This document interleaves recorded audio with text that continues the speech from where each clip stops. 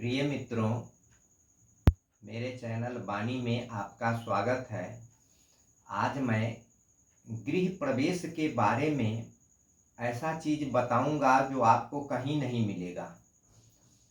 लोग बोलते हैं, पंचांग के हिसाब से देख के बात करते हैं, जो ये नियम है वो नियम है, लेकिन उसमें पूरा नियम का फॉलो करना बहुत ज़रूरी है। लोग कर नहीं पाते हैं और वो नियम लोगों को पता भी नहीं है। शायद पंडित जी लोगों को मालूम है कि नहीं, मैं नहीं जानता हूँ, लेकिन हम आज इसके बारे में डिटेल कर रहे हैं। अगर आप सुनिएगा तो उस पर जब आपको ज़रूरत पड़े तो आप किसी पंडित जी से या किसी से भी डिस्कस कर सकते हैं। तो चलते हैं टॉपिक पर। गृह प्रवेश में जब हम दिन तय करते हैं तो उसमें 4 या 5 दिन लेते हैं। जैसे सोम, बुध, गुरुवार, शुक्रवार और शनिवार को भी ले लेते हैं। अक्सर शनिवार को लोग कहते हैं बुरा है, इसमें अच्छा चीज मतलब फल नहीं मिलता है, लेकिन नहीं, शनिवार भी अच्छा होता है। दिन में ये होता है। तिथि में तिथि का जो मुहूर्त है उसमें बता रहे हैं हम, पहला, द्वितीया, तृतीया, पंचमी, षष्ठी, सप्तमी, अष्टमी, दसवीं, एकादशी, द्वादशी और त्रयोदशी भी ले सकते हैं। ये तिथि है। तिथि तो हो गया, दिन हो गया। इसके बाद नक्षत्र का इसमें बहुत बड़ा महत्व होता है।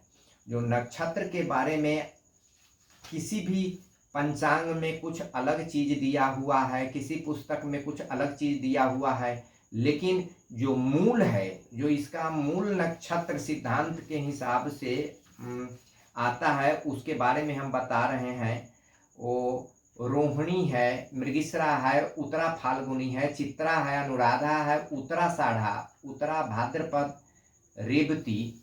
इतना तो बिल्कुल ही ग्रह नक्षत्र है। इसके बाद अश्विनी, पुष्य, हस्त, स्वाति, मूल, श्रवण, धनिष्ठा और शतभिषा, ये भी ग्रह है। इसको भी ले सकते हैं।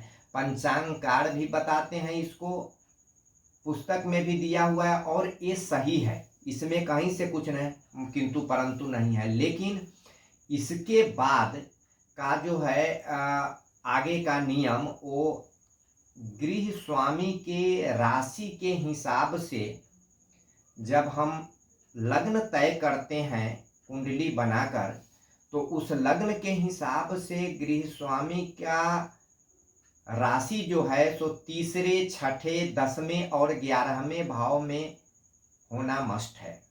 ये बहुत कम लोग जानते हैं।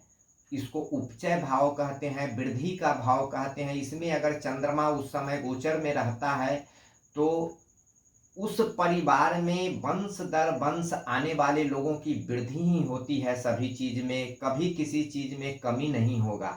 ये पहला रूल है। दूसरा रूल है, जब हम मुहूर्त निकालते हैं, लोग बोल देते हैं जो द्वितीया तिथि, पंचमी तिथि, आज दिन भर है, कभी भी स्टार्ट कर देंगे। नहीं, ऐसा नहीं होता है। बहुत कम लोग ये चीज जानते हैं।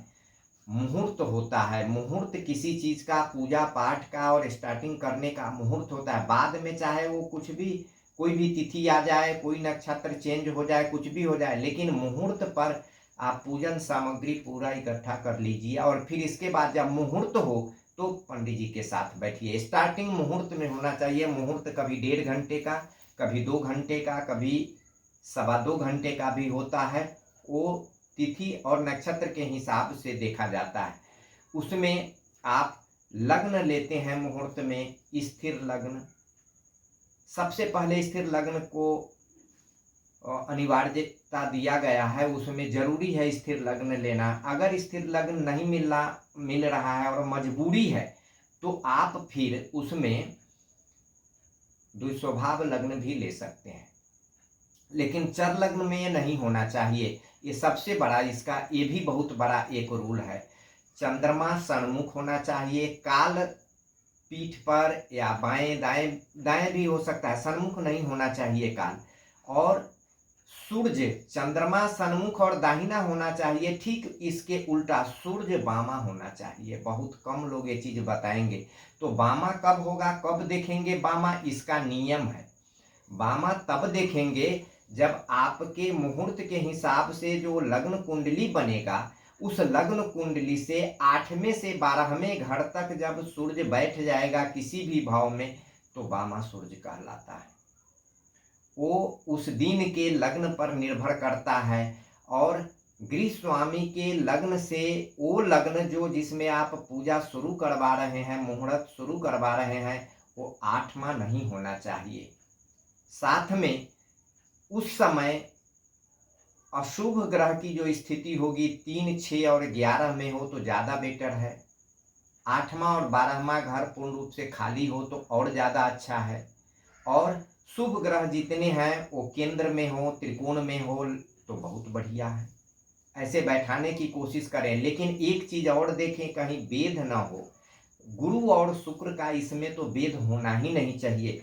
अगर गुरु और शुक्र का भेद होता है तो सबसे गृहारंभ या गृह प्रवेश में गुरु और शुक्र बहुत मायने रखता है। इसलिए गुरु और शुक्र से अगर भेद होता है उस समय, तो उस गृह में घर में रहने वालों पर सबसे बड़ा असर उसके संतान पर पड़ता है। पुत्र संतान की कमी हो जाती है उस घर में। और गुरु से भेद होगा, अगर गुरु उसमें